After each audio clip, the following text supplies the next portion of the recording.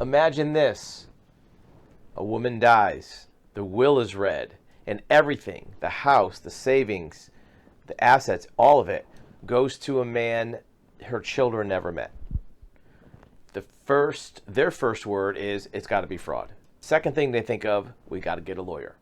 And they're asking the wrong question, which is going to cost them the one thing they can't get back, which is knowledge. So here's the question that I'd ask first that will change everything. Who actually was caring for and being with the mother for the last 2 years?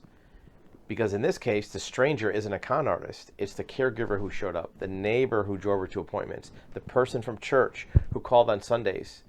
The will isn't recording a crime, it's recording attendance. And that's why the rage is so big. Because underneath the anger is the thing nobody will say, they know, is that somebody else got busy. Somebody else paid attention. Where the family got busy in another way. They got distant. They did other things in life. They told themselves there was time to make up for it.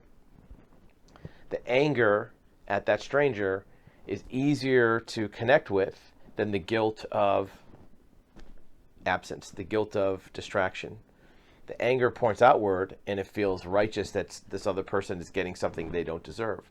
But inwards, it's hard to take. It's painful. So the family picks the fight in court instead of the grief it can't undo. They're betrayed by the will, but that's not really what the problem is. It's the one that they're afraid of that they've committed, the error they've committed. Now, there may be genuine evidence of undue influence or fraud, and that's a probate attorney can look at that, an investigator can look at that. And you should talk to one.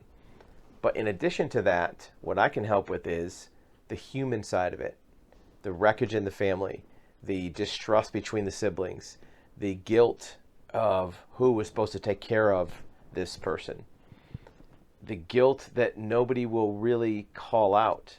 The decision will be whether to spend the next 3 years in inheritance litigating the symptom or choose to face it. And sometimes that will create a solution to the inheritance as well. From the outside, I'll be able to hear the guilt under all the rage, under all the anger in about 2 or 3 minutes because I'm not in the family. I'm not inside seeing all this play out. From the inside, all you can feel is the rage, the anger, and it feels like accountability. It feels like justice. But one outside person who can tell you which fight you're really in, that's what the session is about. And it can give you insight into what the outsider really is supposed to have and if there's undue influence.